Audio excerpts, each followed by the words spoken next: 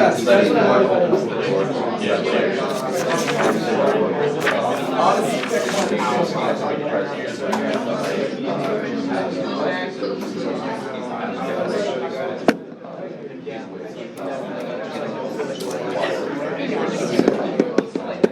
Okay, everyone.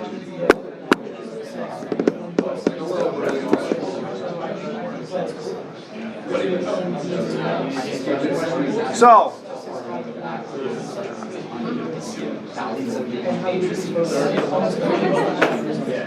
sorry to interrupt.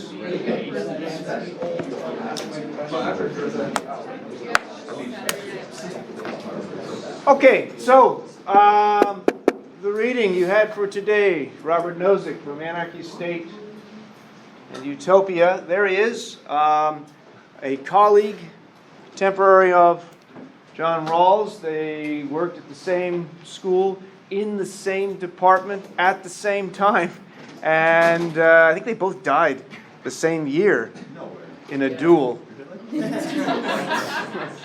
The guns went off at the same time, and that's how that. I guess that happens in a duel. But I don't know how to say, awkward. That's how they say that.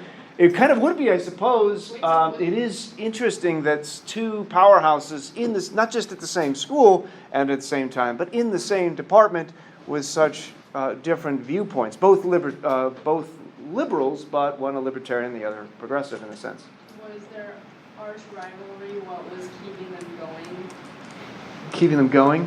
No. Nozick wrote this in 1974 and then never went back to it. Never wrote any. I don't know that he wrote much at all about politics after this text. I think he may have been convinced to write this by some friends and colleagues of his who were more stringently, stridently libertarian, whereas Rawls spent most of his career tweaking and rewriting his text on justice as fairness.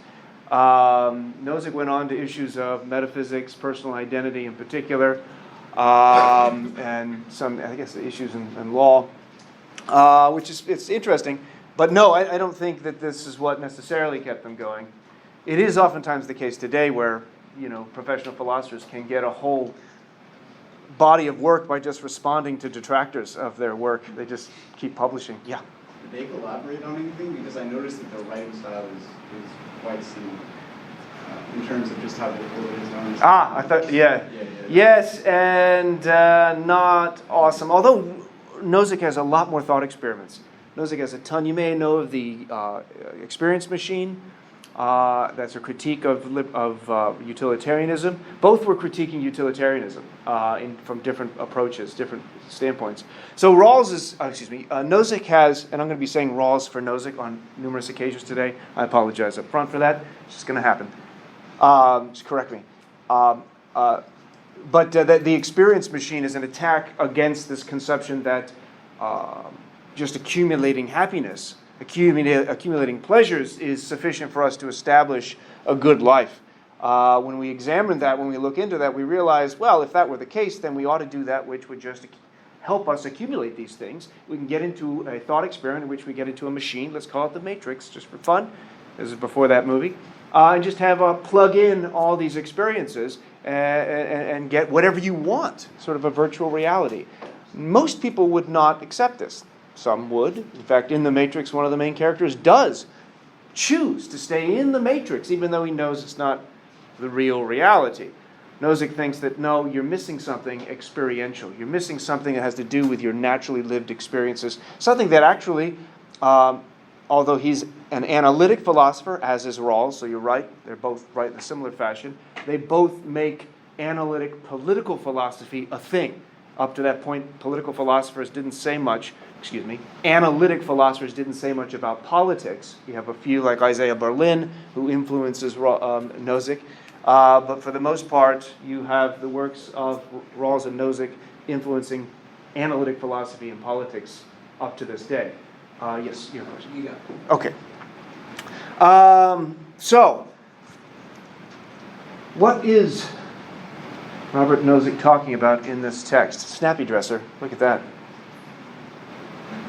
So, I think that sums up his philosophy right there, no? Any questions on Nozick? Now, there's more to it than this. His argument is for as little government as possible. And this is a view that's been around at least since Emerson, Thoreau, and to the extent Jefferson as well. The government that governs least governs best. The government that governs least governs best. And so, in other words, the goal is seeking a minimal state. Why minimal state? What's his problem with a bigger state? What's his problem with a kind of Rawlsian distribution, or rather redistribution of wealth, of goods, of holdings? He uses the word holdings. I don't know if that clarified or confused you. But when he talks about holdings, he's talking about property, he's talking about wealth, value, stuff, mostly property. But Rawls is saying we ought to redistribute to establish fairness. And he would argue for a kind of redistributive system that's similar to the one he had at the time, a fairly high tax rate, a progressive tax rate. Nozick is not a big fan of this. In fact, he argues in some cases, he doesn't push this argument, but for an extreme night watchman or minimal state, or what's the term he uses? Not extreme night minimal state, but a, what is it? Well, it's the night watchman. That's the role of the government, just to be the night watchman. Huh? I guess it's an ultra minimal state where the government doesn't do anything but ensure protection of citizens from harming each other. They don't do anything with roads. They don't do anything with police, really, with fire. You're on your own there. If you pay for fire protection, then good. If you don't, well, then you don't get covered. And in fact, implicitly, that kind of makes sense to us. If I don't pay for a certain good or service, then I ought not receive that service. But then you get into real-world scenarios, as was the case a number of years ago. It was out in a rural area in which they have insurance. You can pay for fire, you can pay for this or that. And if you don't pay for it, and they made this clear up front, you will not get protected. And as you might imagine, it did happen that there was a fire that broke out in one house, and it was near another house, a couple of the houses that were not covered. The firefighters came and they put the fire out in the house that was covered, but they did nothing for the other houses that were not covered, that the people didn't pay into. And so those houses burned down, or at least one of them did. It's not obvious what we should think about such a thing. That's the extreme minimal state. For Nozick, I'm going to jump right into his arguments. Any kind of intervention beyond the minimal state, beyond the minimum of what a government can do or should do, is going to inevitably, it's not just probably going to happen, it is inevitable that it will lead to government overreach, that it will lead to the limitation of and the loss of the most important element, freedom of the individual. Do you have a question? I have I guess an interjection. It's interesting if you look at last year's LA fires and how a lot of, or at least a few celebrities hired private Kim Kardashian. Private firefighters to come and make sure their houses were extra safe. And why is that a problem? I actually have a slide at the very end with that specific example. It was more pressing at the time, although we are now in fire season, as you can tell by how dry everything is, just crinkles under including your skin. It's really dry here. Gosh, what an awful place we live in. But, hey, if they have the money, and they've got an amazing mansion, where do they live? Near, is it, maybe? So this is in an area in which it may be subject to fire. If I have a lot of money invested in my house, and I've got the minimum insurance, maybe I want to not rely on the firefighters, who are stretched thin already, especially when it's firefighter season, or wildfire season, or whatever it is. What's wrong with me having extra protection? Does it seems like, wait a minute, that's not fair. But then a little bit further, we think, well, if they have the funds to pay for it, it's not like they're getting it for free. Or do we find this to be unsavory in some way? Did you have a question? I mean, you kind of countered what I was going to say. Oh, sorry. Forget what I said. I did. What did I say? That was. I was going to say the issue people take is that they're not entitled to that private fire protection. Ah, good. That So their it's house not would just burn the same as that there's the- anything bad with them getting the normal firefighters, but the fact that they're not also entitled to the private firefighters, that's what I can see people taking issue with. Right. Okay. Yes. Well, I was just going to say, like, I don't know how they got their funds or if that would matter. Ah, does it matter how they initially acquired their holdings? Well, what's her name? Kim Kardashian. How did she acquire her holdings? She earned it through, I'm sure, business ventures. What? No, she was already part of a wealthy family, I believe. Is that not correct? And so she inherited. Let's look real quick to page 151. I'll get your question in a second. This is the setup for the discussion we have for today. This is the setup, page 151. Oh, well, in your notes, make note of where we are from Rawls. I'm sorry. Nozick.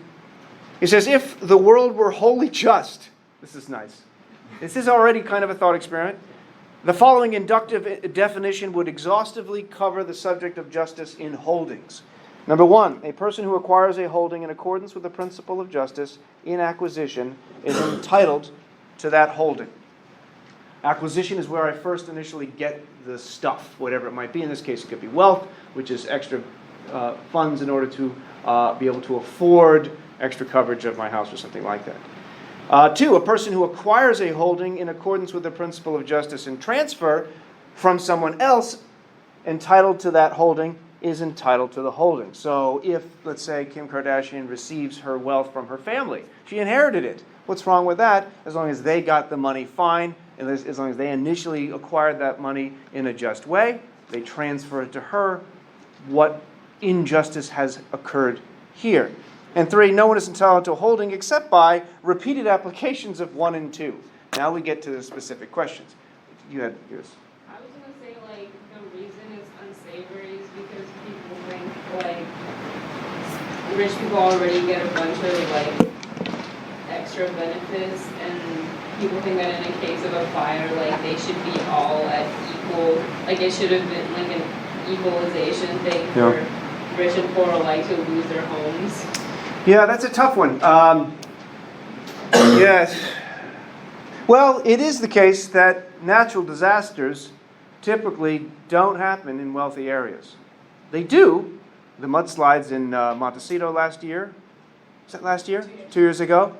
That was that's one of the wealthiest areas in the country. However, why is it that natural disasters typically happen? There's more problems of flooding, more problems of drought, more problems with hurricanes, tsunamis, and so forth, with less well-to-do areas. It's not merely statistically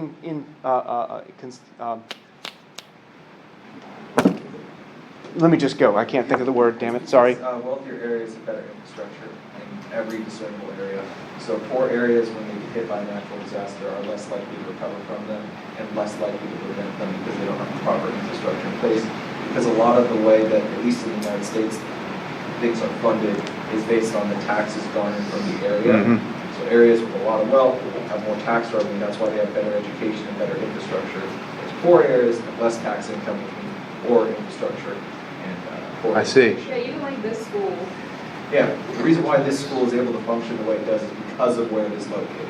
This could not succeed if it was located in a different location. Well, we would be cautious in saying it could not succeed, but let's say that there's greater access to funding, for sure.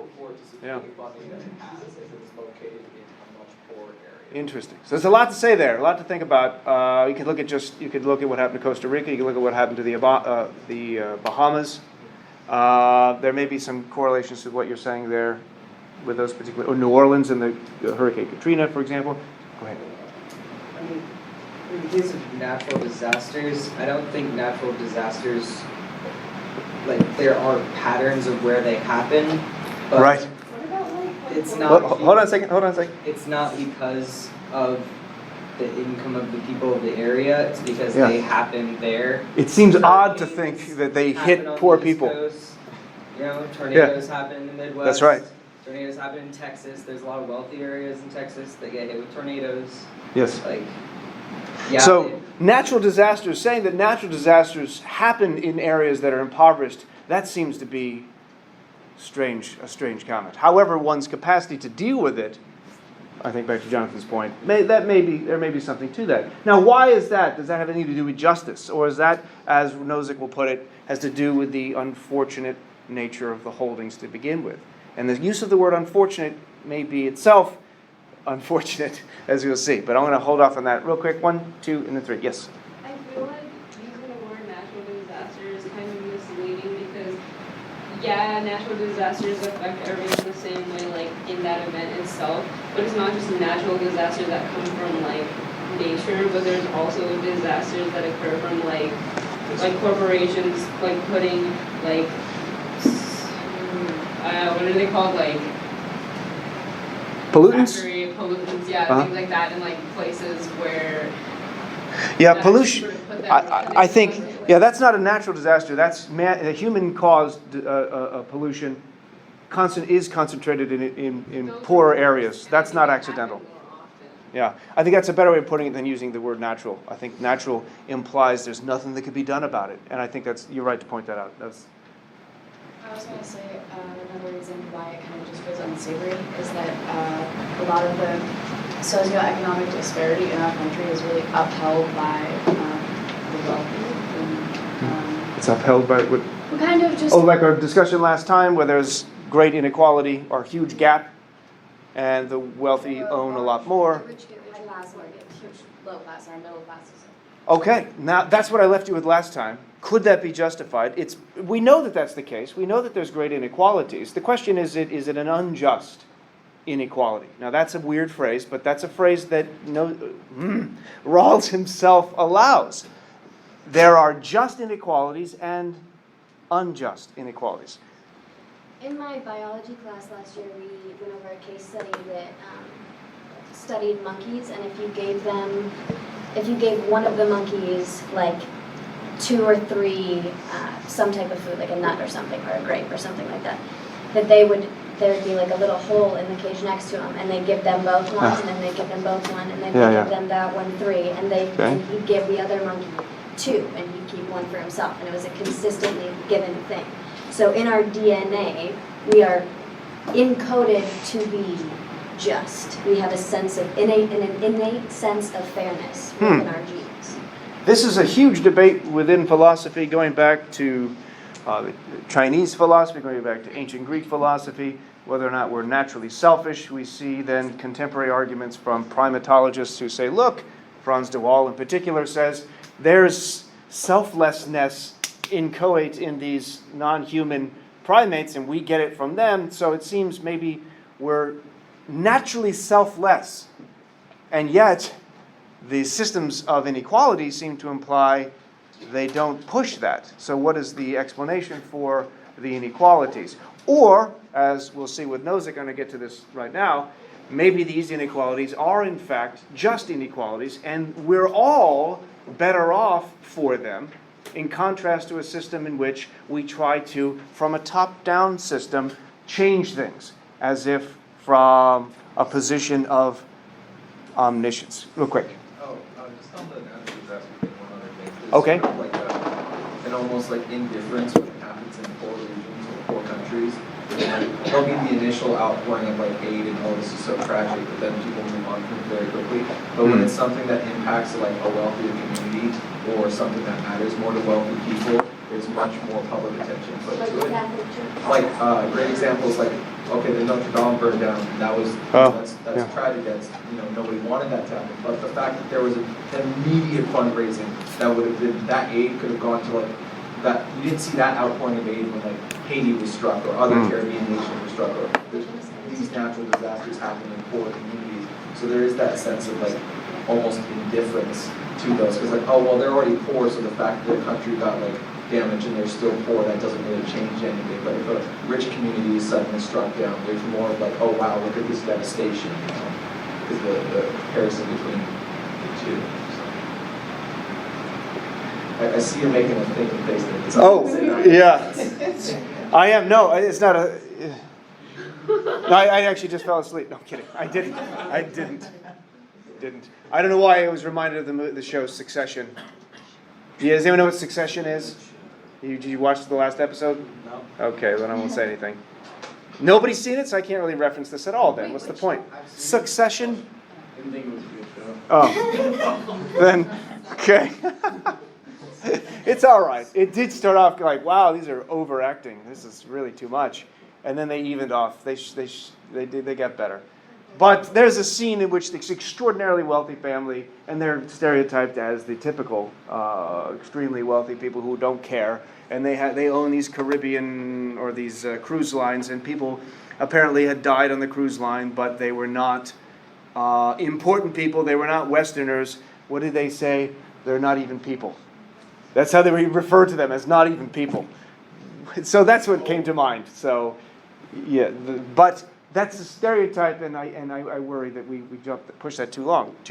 Very quick tangent about Yeah. what you said about the not being people. A lot of those cruise line companies will hire employees from like Southeast Asia and the laws, because maritime law means that the laws of the country the person's from count, and basically they Right. don't really count as people. So if they die in an accident, they have to pay like $5,000, and that's it, and it's done. So their lives are essentially worth only like $5,000 for those companies. So, because they're not considered as like poor people. Yeah. We may be jumping. Well, we are related. This is related, but we're going to get to Nozick. Yeah. I have a question. Yes. So, one thing I thought was really interesting about the Nozick reading, Hold on a sec. Go ahead. one thing I thought was really interesting was it read to me like a direct response to Karl Marx, because Yes. he specifically refers to that tagline, from each according to his abilities, to each according to his needs. That's right. But at no point does he specifically refer to Marx or respond to a quote from Das Kapital or anything. Why is that? Not here. This is. like Marx is Voldemort. I assume that's a reference to Harry Potter, but it's. He can't I be missed. him. That's what I mean. Oh, you just did. He who Well, is yeah, not there you named. go. Well, see, I don't know anything about Harry Potter, so those references just. Really? Yes. Succession is terrible, but Harry Potter's great. Yeah. You gotta distract yourself All right. from reality sometimes. Okay. Where was I going with that? So he doesn't mention Marx in this particular reading, but he does, page 160, that's quoting Marx ultimately. And yes, on one extreme you find the idea that Marx is an organicist view, that the whole is greater than the parts that make it up. And we need to be concerned, the individual is only an individual based upon the society, the social, the group that they're a part of. That's why he's called an organicist. That's the community takes precedence over the individual. And then if you look at Nozick, he's the exact opposite. And Rawls is kind of in between, right? But Nozick is the exact opposite. It is the individual rights that take precedent, in a particular negative rights, that take precedence over the group. Even to some of what we intuitively feel as insensitivity. And he starts the text, not the reading you have, but the very beginning of the text with, a lot of people are going to disagree with my conclusions here and find them to be somewhat callous. And then doesn't try to dissuade us throughout the whole book that he doesn't mean this to be callous. It's not until his later book, The Examined Life, that he refers to this and says, well, I might temper some of the things that I was saying in there. But he is adamant about advocating for negative rights. Negative versus positive rights. This is a concept that comes out of Isaiah Berlin, who might be considered a libertarian philosopher in the 1930s and 40s. Just Question? out of curiosity, is he religious?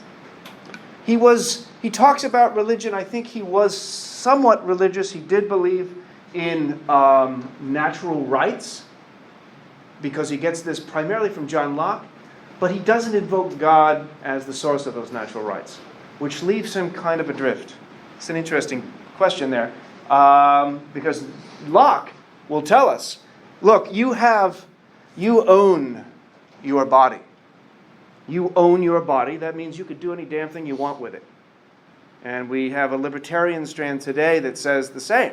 You want to put a tattoo on your face of another face? You can do that. It's your face. You want to do drugs? You can do that. It's your body. Your body is your temple, right? You can do whatever the hell you want with it. And government shouldn't be intervening. If you want to lop off your arm or whatever, you should be able to do that. You don't want to wear a helmet?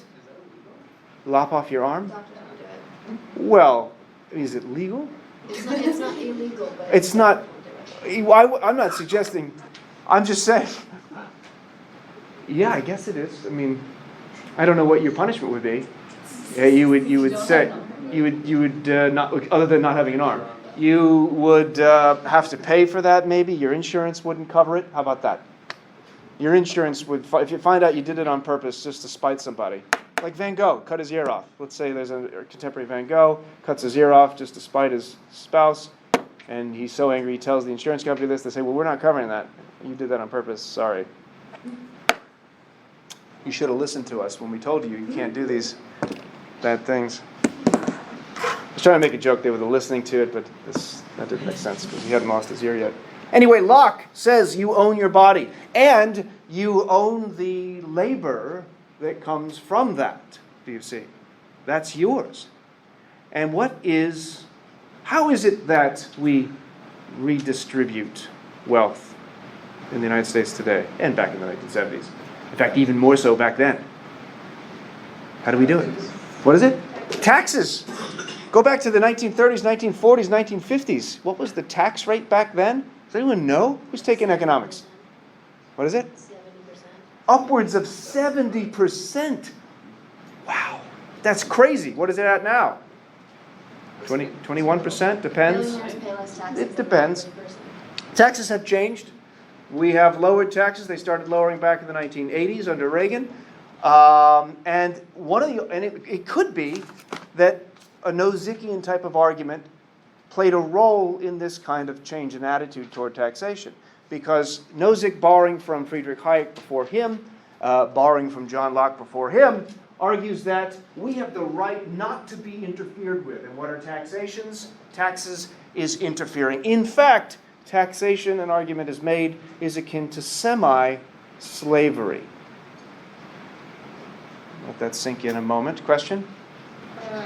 Wait, so Rawls was influential for politicians in which decade? Rawls or Nozick? Well, both. Rawls is still quoted. Rawls is still, well, both of them are still influential. These are both philosophers who have adherents from politicians today who make decisions based upon that political philosophy. So Rand Paul, who was named after Ayn Rand, who is a staunch libertarian, advocates for policies that come out of the philosophy of people like Nozick. Who was the Speaker of the House? Ryan. He retired at like 40.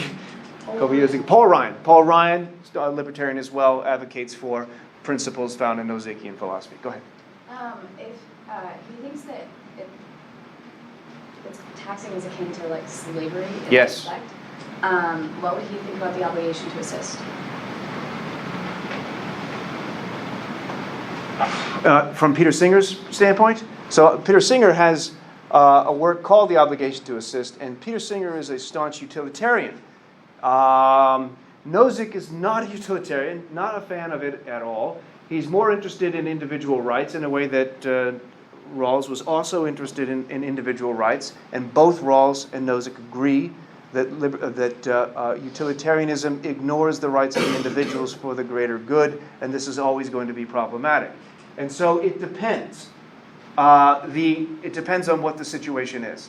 If it's a matter of me harming another person or being harmed by another citizen, I have the right to suggest that my government come in and protect me from that unjust use of force, right? So there's the state of nature is in play outside of government as well. The minimal state should intervene on my behalf and assist me.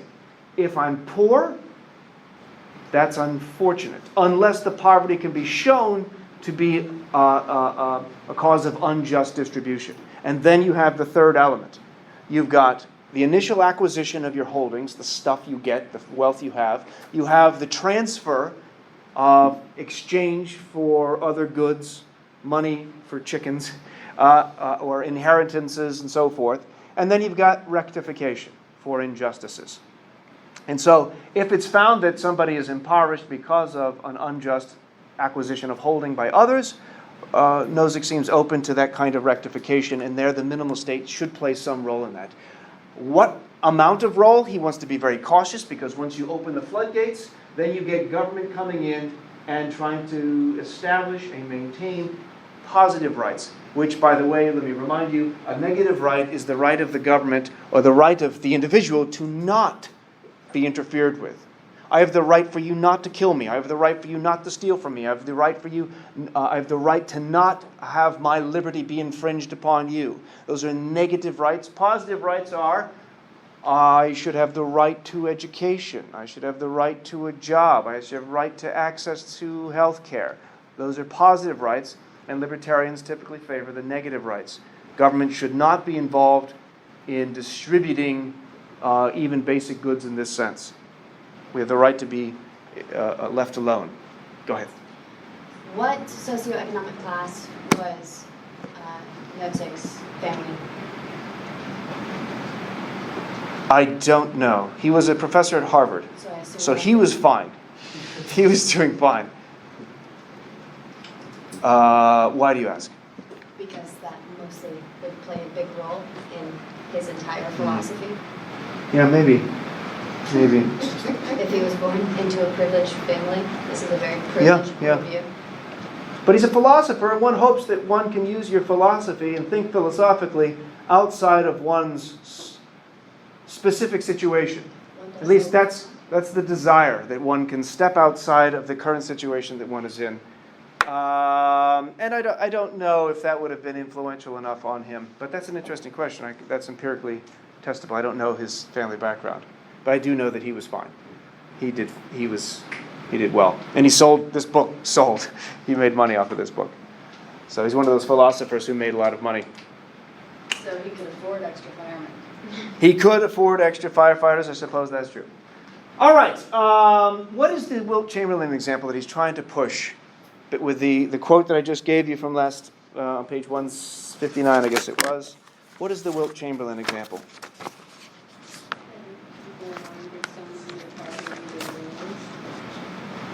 Okay. Yes. And? That will cause inevitable inequalities Yeah. in society. And are all inequalities unjust? Well, we talked about that. Even Rawls accepts that, no, some inequalities are just. Well, just to remind us of Rawls, what's an example of a just inequality? When the worst off group is better off because it's unequal. Yes, if there's an inequality, if somebody is gaining above and beyond others, that's just only if that additional gain benefits those who are least well off. Not just that it doesn't harm them, but it actually benefits them. And if it doesn't benefit them, then that inequality is unjust. There's inequality in payment for different jobs, right? And we talked about that being okay so long as everyone has equal access to those at the outset, and any difference in payment is something that, well, this makes sense. We see a difference in access to this wealth as long as it's not doing additional harm. Sorry.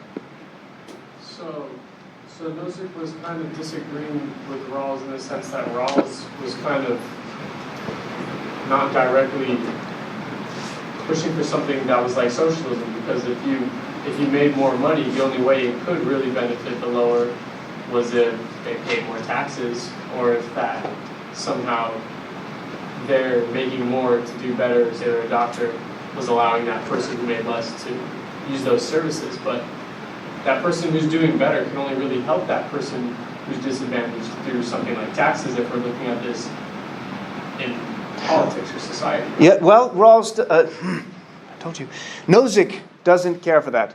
Taxation is always going to be a flawed system.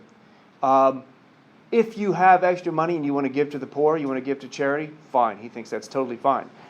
But if and that's basically what does he call it? Forced charity, enforced charitability. That's what he calls taxation. If I'm fine with giving to charity, then taxing me is not really taxing, that's just me giving to charity. But most people are not fond of that, and he gives the example of Wilt Chamberlain to try to show, as a thought experiment, the problems of taxation. And let's just really quickly go through this. He says, this is 161. It's not clear how those holding alternative conceptions of distributive justice can reject the entitlement conception. By entitlement, he doesn't mean in any moral sense, really. He says that I'm entitled to certain things insofar, although he talks about it as being just, insofar as nobody's individual rights have been infringed. You know how right now, like, we're required to give a certain amount in taxes, but if we donate to, like, a specific organization instead, Tax write-off. Yeah, we can do that. Like, would Nozick say, like, the fact that we're required to give taxes at all is unjust? Or To pay taxes. Yeah, he thinks taxation is fundamentally a flawed system because it inevitably is an attempt at redistribution, and it's an attempt at redistributing based upon a top-down kind of presumption of knowing how to best redistribute.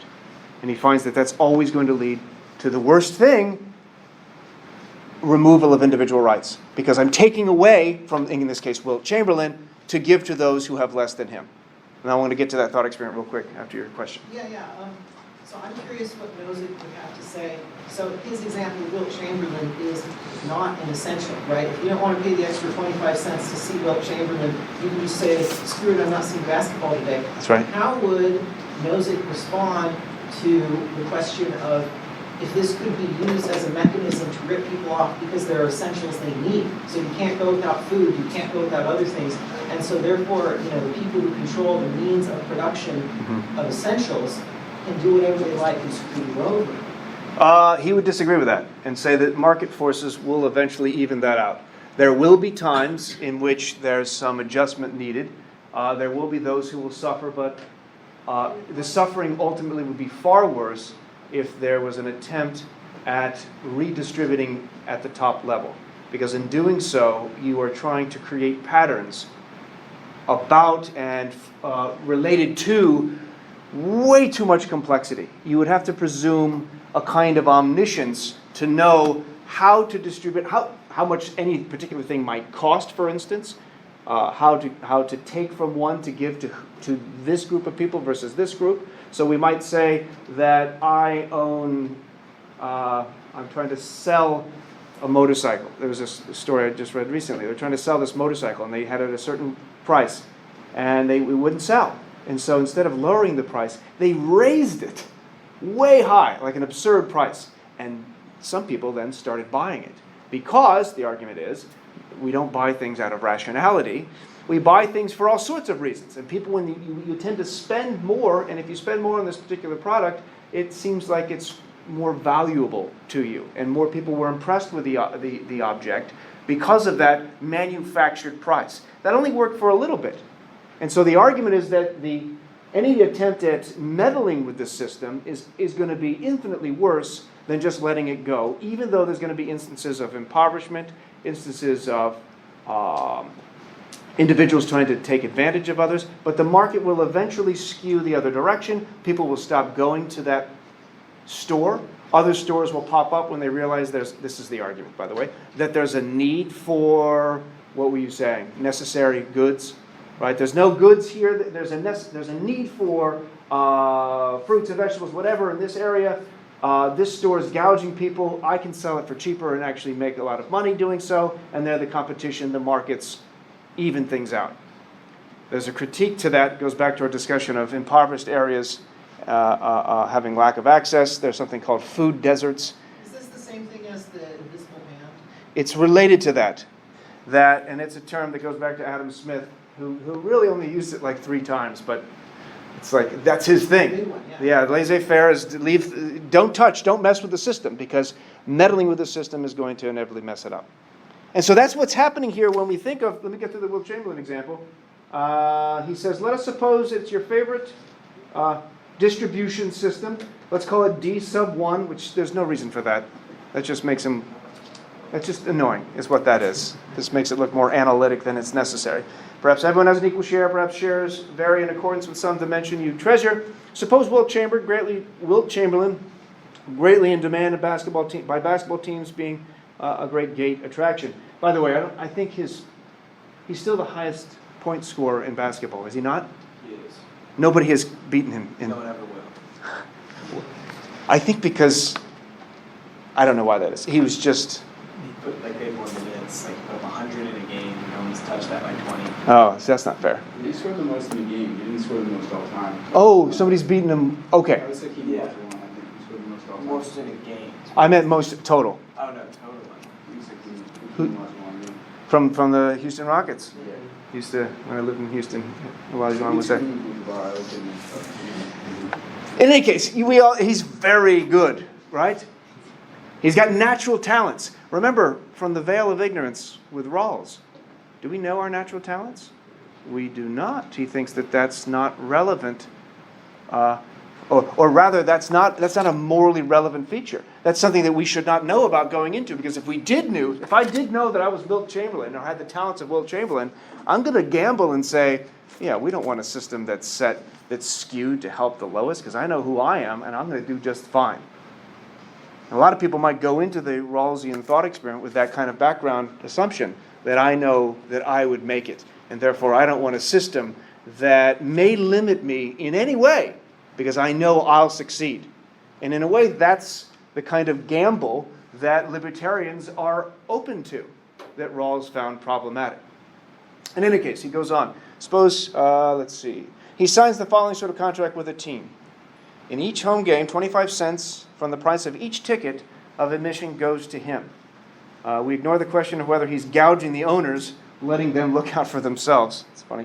The season starts and people cheerfully attend the team's games. They buy their tickets, each time dropping a separate 25. It's a separate. That seems inconsistent. He signs the following sort of contract, 25 cents from the price of each ticket. And then, wait a minute. I thought that was kind of hard. That is a bit confusing. I think it's dropping a separate 25 cents, so it's like a tip. A separate 25 cents of their admission price into a special box with Chamberlain's name on it. In any case, he's getting more money than everyone else.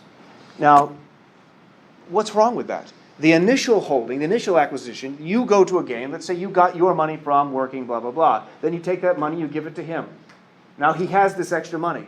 There is now inequality. And his accumulation of this extra wealth violates, here's the key, violates Rawls' difference principle. The inequality here does not, in any way, insofar as this thought experiment shows, benefit those least well off, do you see? And yet, on what grounds can anyone say what's happened here is unjust? Where has there been a violation of anyone's individual rights? It seems, and he goes on expanding on this a bit further, it seems there's no room for saying there's injustice here, and this is merely a microcosm of the general system of an ideal minimal state where the government does not intervene except insofar as is necessary to protect citizens from harm. Go ahead. So the difference for him between what's just and what's unjust is a voluntary, say giving of your resources. Because if they're giving their resources voluntarily to Wilt Chamberlain, they're giving him an extra 25 cents per game, then you can't argue that it's unjust. But if the government's forcing you to pay taxes, then he argues that that's unjust. So that's like the thing that makes things unjust or just for him, that it's voluntary or involuntary. With respect to political systems generally, with respect to economic systems generally, yes. His concern is that while there may be injustices, even in the acquisition of holdings initially, and that the government needs to step in to rectify those, but never is socialism, for example, the approach. Never is socialism the right mode of rectifying those injustices. Because anytime socialism comes into play, he puts it, and this might be relevant to some debates in politics today, I don't know. He says, page 163, here I wish merely to note how private property, even in the means of production, would occur in a socialist society that did not forbid people to use as they wished some of the resources they're given under the socialist distribution. The socialist society would have to forbid capitalist acts between consenting adults. So inevitably, he argues, almost the opposite of a Marxian approach, that inevitably socialism leads to the lack of interactions between consenting adults, the lack of capitalistic interactions. Because there is the assumption that, and here he borrows from Friedrich Hayek, is that there is no way of maintaining justice in a system without doing greater harm, which I've already touched on this a little bit in response, I think, to somebody else's question. Yeah, there's going to be inequalities. That's inevitable. But think about where we are. Think about what even the poorest, and this is an argument that's being touted even by people like Steven Pinker. I always get those names mixed up. Steven Pinker, who I mentioned at the very beginning of the semester with his book, Enlightenment Now. Yeah. And it's arguing that the poverty rate has gone down, the mortality rate has gone down, that things have improved. And part of his argument is not just the rise of rationalism and Enlightenment thinking, but also market economies have, what is that saying? A rising tide lifts all boats. So there's almost a Rawlsian acceptance on that point. Yeah. Okay, so how would Nozick respond to this? So Wilt Chamberlain is a great basketball player. He works really, really hard at his job for his boss. He generates an extra 25 cents worth of profit because of increased ticket sales. However, because he is administered by a manager, the manager takes the profit that is being derived from Wilt Chamberlain doing a good job and just keeps it, and keeps paying Wilt Chamberlain the same. Skimming off the top type of thing? That's right. Because that's what Marx, I think, would say in response to Nozick, would be that what happens to workers in a capitalist society isn't that I work extra hard so you give me a little more. It's that the employer basically takes advantage of you, and if you're generating X amount of economic value into the system, you're actually only receiving some portion of that value you're creating. If that makes sense. Yeah, it does. That's a legitimate Marxian critique, or Marxist critique. That one is, we'll talk about this with alienation actually, and Marx will come up, one is alienated from their labor, and there's a lot that goes in that is involved in that. Also, workers are this is Marxist critique, inherently exploited. Part of what Nozick might respond with is that, well, one might then question the justness, the acceptability of that transfer of holding. It may be that one has the responsibility then to negotiate, to say, look, you need to change the way that you need to pay me more. And in fact, that's an interesting debate that will come up next class with the reading from Gene Harvey. There's a lot of debates about the inequalities between men and women with respect to pay. Why do women get paid less still today for the same job, same background, same education, same experience? And one of the arguments is that women do not negotiate as strongly and hard for themselves as men do. And so it isn't a societal injustice that needs to be fixed, it's that women need to be better negotiators. Now there's arguments on both sides of this, and there's refutations to that as well as there are as arguments in support of it. And so I think a libertarian approach is to say, well, either demonstrate that there's an injustice that the government needs to step in and engage in some kind of coercion to avoid this manager taking advantage of somebody, or it's not taking advantage and that individual was free to sign up and work there to begin with. They should have known what the system was, how much they were getting paid, I guess they may not know how much managers are getting paid or how much they're taking, that's a relevant point. And they're free to negotiate or free to find another job. That's how the market works. I'm not getting paid enough here. I think they're taking too much from me. I'll go work somewhere else. That's the ideal, that you can just go somewhere else, that you can take your talents elsewhere. And that's true for people like Wilt Chamberlain. And Colin Kaepernick, if there weren't other political issues with Colin Kaepernick. He's a great football player. He can go wherever he wants. But there are some other issues to that. Yeah? In the situation you just mentioned, if someone were to be in that position and then leave that job in order to find a different job, that situation is not just any more than it is from them leaving. It's just avoiding Then the you- justness of that Yeah. situation. That's the other response. Oh, that's one of the other responses. Why is it on me to then find another job rather than to say, hey, I should be getting paid the same as this guy who gets, in fact, there was just an NPR special on this yesterday where a woman did ask about this and did fight for, because she did ask. She did a lot, it took a lot of research on her own part to figure out what the average salary was for somebody of her job at her situation in her level. And she found she was off by $20,000 a year. That adds up. And so she negotiated. She was able to get her salary up in her particular case, but it was a hard fought. For her particular case, it was hard fought, and a lot of people just don't have the time for that or the energy. Yeah. I'm kind of really scattered in this concept that I'm trying to piece together, this whole concept. And I was just wondering, like, because with the Chamberlain thought experiment, it's saying with the extra 25 cents in the tickets, there's inequality, but there is no infringement on rights. Correct. Right? But can you explain to me why that matters in the sense, like, is this all related to capitalism and politics? Because what is that really? Can you explain to me in the terms of, like, is that an important right to be able to go see him play basketball? Like, could you relate this in a way to, like, if someone was charging you an extra 25 cents for water, and then there's inequality, but Good. Very good. So let me get to that. Even John Locke admits that my person, my body is mine, I own it. And the labor that it produces, I own that as well. If I happen to be the first upon a certain area, an oasis in which there's a basin for water, I can make that mine by doing some work to it or whatever, now having ownership over it. And I can charge people to come use that water. If, however, there's a shortage and that's the only source of water, Locke is aware that we don't,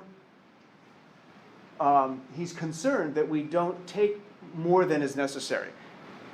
With the advent of money, that goes away. There's only so much you can hoard of perishable goods, Locke was aware. He thought it was stupid, he uses the example of apples, to hoard a bunch of apples to keep others from having it. He thinks that you have a natural right to that property, but only to the extent that it's not leading to the deaths of others unnecessarily. Nozick follows along with this to an extent, and he will allow that it's problematic for certain, what do they call it, when there's a hurricane and they raise the prices exponentially. You know, it presumes that supply and demand, and in some cases it makes sense that you'd say, look, there's only so much of this material, here's how much the market determines its cost. And yeah, it's going to be more expensive. Batteries are going to be more expensive, flashlights are going to be more expensive, ice, gas, and everything else. But you can get gouged, and there you find, again, a kind of injustice, and therefore the transfer of holdings is unjust. And so Nozick's not going to just allow that somebody could try and gouge you in a particular state of emergency. If I try to gouge you just in a general situation, then the market should allow for that to even out. People will realize, oh, I'm getting gouged. And today we have all sorts of access to looking at reviews and saying how well this company did and how terrible they are, and don't go to them, or go to them, they're great, and you can find business elsewhere to avoid that. But if it's a situation in which your survival depends upon it and this person's gouging you, I think Nozick would push back a bit on that. I don't know if that addresses your question. The point is, with respect to he's focusing on taxation, he's focusing on distribution of goods. It sounds right that we want to distribute to those who have less. But if that's going to violate the rights of individuals, even though it might help some impoverished people, he thinks that that's not acceptable. And so there's a kind of seeming inconsistency, and we'll see if it's actual inconsistency with him or not. Yes, it's your hand, then come back to you. What would Nozick say about racial inequality? He doesn't say much about it. He's got a footnote in the entire text. Well, he's right. And this is a critique from Charles Mills, philosopher Charles Mills, who we'll talk about later. Charles Mills says, Nozick is interested in the original acquisition of holdings, and even talks about generation after generation. but mentions slavery once and only in a footnote. And that's actually quite telling. The question then becomes, how far back do we go? Because one might say, this entire nation is built on slavery in a literal sense, not just it's metaphorical and it was a long time ago. No, literally, slaves were used to build much of this country and build much of the wealth which gets inherited. And so if a lot of my inheritance comes from generations of wealth that have grown over time, that originated in slavery, that means that initial acquisition was unjust. What must Rawls say? What must Nozick say? What must Nozick say about this, and how can it be rectified? He seems to be open to that. The government could step in. He doesn't think socialism would be the answer, but he doesn't really give us what would be the response. Reparations? That's a debate that's going on right now. Go ahead. So then what if, per se, the whole thing with the cake thing that happened last year with the Supreme Court, where the cake baker refused to make the cake, yada, yada, yada. So perhaps a business refuses to serve to a person of color. Correct. What would Nozick say in that situation? Because for libertarians, that's kind of like a hands-off, well, they don't have to if they don't want to situation. Yeah, that's true. But it's an inequality, it's an injustice. That's a tough one. I don't know exactly what Nozick would say to that, because he doesn't really speak to it much in this. That's a good question.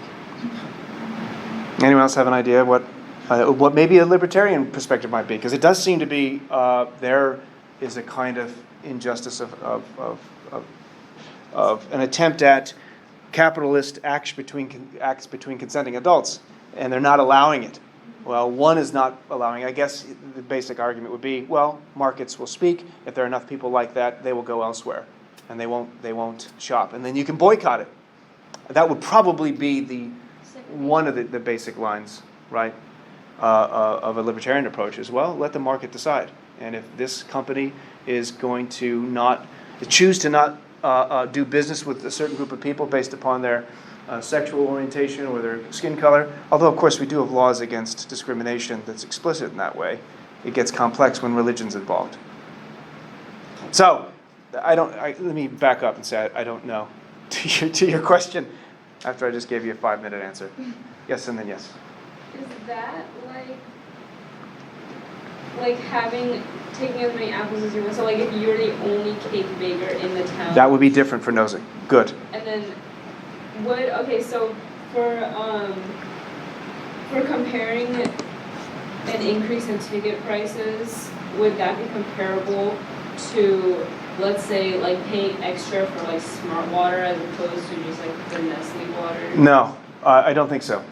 Oh, I'm sorry. Yes, and Nozick would have no problem with that. We're choosing, and by our choices, we all collectively are voting for certain products. If more people became vegetarian, they would be voting for more vegan products, like the Impossible Burger. You've had that? You know why they call it impossible? Because it's actually meat. There's no way that's not an animal. Does anyone know what I'm talking about? No, not Beyond. It's impossible. It's a different thing. The Impossible Burger. Am I not wrong about that? It's good. Well, no, I mean it bleeds. This is how they advertise it. It bleeds like a steak or a burger, whatever. That's a bit off. But if enough people choose a particular thing, that buying of it is voting, to your question, is voting for that product. And if one product is being sold at too high a cost, it's too boutique or whatever, well, then they go out of business. That's how the markets speak, right? As Stephen Colbert used to say. The market has spoken, and the market is God. Yes? I think you had... Yeah. Has anyone ever given critiques to the Chamberlain thought experiment? Oh. Couldn't you kind of say that Chamberlain there is inequality and he is being paid a substantial amount more than most people, but couldn't you say that the 25 cents paid from each individual is an advantage to the disadvantaged? Because I don't get that. It's an advantage to the... to the disadvantaged. Yeah, so like they are getting kind of an equal, I wouldn't call it equal payoff, but they are getting some sort of satisfaction that they were paying for You know what I mean? So it's not, Well, it kind of supports Rawls. Like they are being, well, they're the ones paying it, yes, but then I guess Rawls expands on this further because the taxation that comes, that makes it even more complex because Wilt Chamberlain's being taxed, and that money isn't going back necessarily just to the people who are paying for him. That money goes to other people who may be in need who don't even know who Wilt Chamberlain is. And so that's part of the thing that Friedrich Hayek was concerned about, is that when we try to engage in a top-down approach in which we redistribute based upon some pattern, that's inevitably going to take away from individual rights. And it presumes, Hayek was very much interested in epistemic humility. It presumes we would know enough about all the machinations of individual interactions to be able to establish what something costs and who should get what. Who's going to make such decisions and how could they be made? Hayek's concern is this kind of lack of epistemic humility that we can just make decisions from above was actually borne out years ago.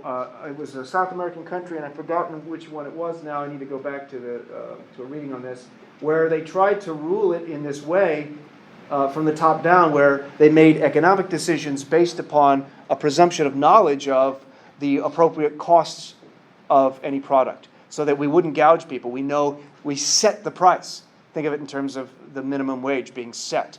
And they actually even had chairs that had all these computers set up so that the people making these decisions would have all of this information in real time in order to be most prepared to make these economic decisions. But it failed disastrously because there was no way that any central planning is sufficient to possibly have enough information relevant with respect to the millions upon millions of interactions, the capitalist acts between consenting adults that happen every second, that all play a role in developing the costs of things, developing the value of things. These things cannot be determined from above. In fact, the prices and the value emerges from the bottom up. And any type of tampering with this, any type of attempting a kind of pattern, this is the language of Hayek, is going to inevitably trample on individual rights. As he puts it, profits are all that most producers need to be able to serve more effectively the needs of men that they do not know. That's the key. We don't know all of the things. We don't know all the people who are making these decisions, who are making these interactions, and we ought to let the markets pan this out.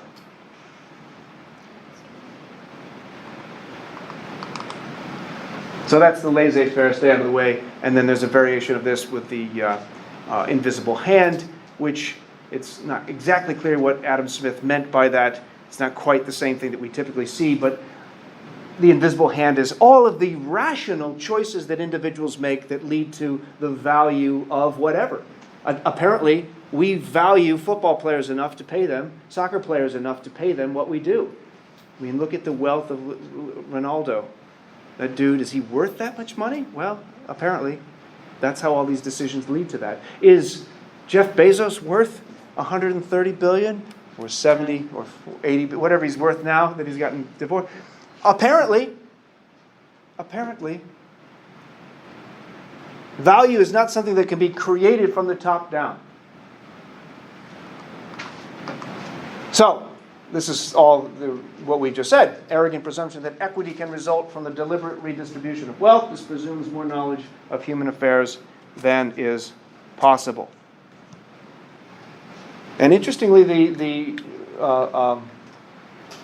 libertarian argument is one that's, at least from the Hayek's perspective, advancing a kind of humility.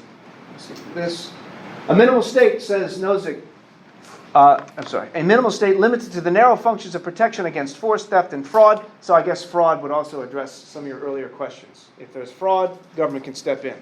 I can't use my own force. I give government the monopoly on coercion, the monopoly on force. But that's all that the government should be doing. And if somebody's defrauding me, even if it's my employer, to go back, whose example was that employer one, right? That might be considered fraud, and we can step in. And the enforcement of contracts and so on is justified. Any more extensive state will violate persons' rights and is unjustified. The state may not use its coercive apparatus for the purpose of getting some citizens to aid others. There is no compulsory, that's the word, compulsory charity. Real quick. If we've given up our rights to fight the state, how do we make sure the state doesn't become a source of that fraud itself? We've given up our rights to use force on others, except in self-defense. He's aware of that. The state has the monopoly on force. And if the state, if somebody from the state violates this, they're not above the law, right? Other elements, that's why we have separation of powers, other power. This might be relevant to politics going on today. I don't know. No one's above the law. That's the whole thing about impeachment related to that. You have members of government that are accused of doing things that violate law. Other parts of the government come in, and then you get squabbles over who's right. I don't want to get into that now. I'm going to skip that. Minimal state, everyone has property in himself. Here we go. Should that mean that we only prosecute crimes involving someone else's rights are violated? John, everyone has a property in his own person. This nobody has a right to but himself. That means we ought not have laws precluding us from doing all sorts of things. Does anyone have an example of things that we do have laws against and yet it's only harming the individual? Yeah? Suicide, yeah. Well, do we have laws against it? Yeah. I guess you can be... You're not, it's illegal to commit suicide. If you fail, you can be forced to go through certain kinds of psychiatric care. We'll talk a lot about suicide when we get to Albert Camus. Yeah? You can argue that doesn't only harm the individual, though. There's that. Gambling is allowed, and a Nozickian libertarian is going to say that's totally fine. Drug use, maybe even prostitution. Of course, then arguments could then be coming in and say, wait a minute, this isn't just doing harm to the individual. It's not, hey, it's my body, I can do what I want with it. It's actually potentially doing harm to others. An argument can be made for each of these. In fact, the opioid crisis is kind of showing how this doesn't just affect the individuals who are using them. But there was this one guy who posted this thing on Craigslist saying that he wanted to eat someone, and this other person was like, yeah, I want to get eaten, and they had like a whole transaction, and they, exactly. Wow. Weird. Weird that we both thought of that example. Have you seen Foot Taco? No, I don't want to. I own my body and all its parts. I should get to decide what happens to it. Why can't I sell my organs? You can't sell your organs. You can donate them. You cannot sell them. That's way different. Well, you're right. That's illegal, right? So here's the actual post. It's 2001. I search a young boy between 18 and 25-year-olds. Have you a normal body? I butchering you, and I eat you. That was a post. Yeah. Hey, libertarianism. It's your body, man. Do what you want with it. Can you guess what happened? Somebody took him up on it and said, yeah, you know what? You want to eat someone? I want to be eaten. This is consenting adults in a capitalistic act. And it happened. The dude did it. The guy died. He consumed him. Went to jail for like 8 years. It's kind of weird. Became a vegetarian in jail. Not kidding. He became a vegetarian and wished he hadn't done it. But what's the big deal? What's the big deal with eating another person? If they wanted to do it, do you have an answer to that? Nobody else was harmed, except for us getting a little bit disgusted that we know about it. What's the big deal? I'll leave you that for a second, and then we'll have to... We can't leave with this, by the way. There's no way. Family. It's not just, go back to your other point, it's not just affecting that individual. It's kind of like when, like with pedophilia between like consenting like children. Well, yeah, that's not, these are adults. These are adults. A child says, yeah, I'm fine with it, but the child doesn't know. They're not of the age of consent. These are the age of consent, so that would be relevant. Kind of like an age where it's like That's a borderline. an arbitrary age. That's a fair point. But with, yeah. Well, I was kind of going to say, like, our laws as of right now are like, you're 18 years old, you can do whatever the hell you want, right? So it's like, screw the family. And the libertarian view is that, well, what argument do we have? We might say, yes? I see one issue being that the precedent could be set Yeah. for something like this, where then you could see it as like causing the harm of future people, possibly. What rights do future people have? And what obligation do I have to a future person? I know. But Oh. I It's see too hard this to as answer setting now. a precedent to where, oh, well, that guy did it, Uh-huh. so I Yeah. want to do it, and then everyone's just getting eaten. And Everyone's just getting. I don't think this is going to catch on and become the new Impossible Burger. But there is a concern that we don't want to live in a society in which this is acceptable, and that's a little bit different than the libertarian argument. That's basically what I was going to say. Is you're violating a fundamental right. So the rights to life. Where's the fundamental right? Life, the right to life. And one's choice to be eaten was that one's I choice. understand that. I'm saying like Is it because he died? negatively impact like the way our system is built. If it's predicated on Okay. those rights and we start violating that fundamental basis for our system, then that could be perceived to be. I can't believe we're going to end with this. negatively impacting democracy. Yeah, and that's a consequentialist argument, and you have to focus on how rights are being violated. It's not clear here. Go, real quick. It leads to exploitation of like poor people essentially. Because like if you take it more so as to like the organs and organs of people who like selling their I bodies see. themselves to provide for their families and create this cycle of Ah, exploitation. okay. The lower class would quite literally Then- be eaten by the Then this is a Jonathan Swift type. You know what? We're gonna end with that. I think he would call that fraud. I think he would call that a kind of unjust holdings transfer. So he would argue that the state could come in that case. All right. So this is a shitty ending here, but for next time, please note you have a reflection on Gene Harvey, and there is an a class observation. Please show up on time. Show up early. And be ready to discuss the Harvey. I'll wrap this up. I have a couple more things to say. And I'll see you all next time.